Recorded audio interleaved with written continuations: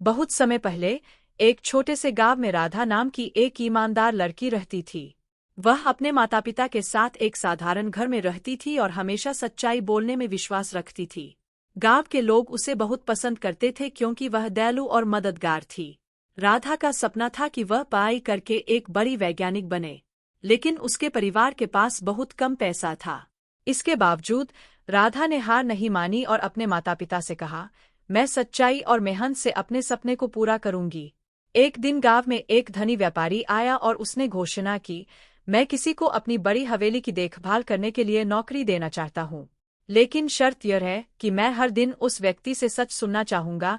गांव के कई लोग उस नौकरी के लिए तैयार हो गए, लेकिन राधा को भरोसा था कि सच बोलने से ही वह इस परीक्षा में सफल होगी।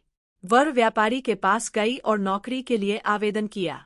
राधा को नौकरी मिल गई और उसने पूरे दिल से काम किया।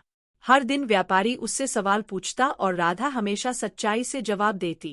धीरे धीरे व्यापारी को राधा पर पूरा भरोसा हो गया और उसने उसे अपनी बेटी की तरह मान लिया।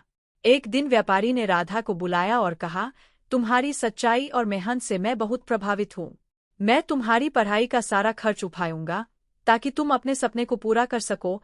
राधा की आंखों में खुशी के आंसू आ गए और उसने सच्चाई की ताकत को समझा। राधा ने खूब मेहनत की और वैज्ञानिक बनकर गांव का नाम रोशन किया। उसने अपने माता पिता और गांव वालों के लिए कई आविष्कार किए, जिससे सबकी जिंदगी आसान हो गई।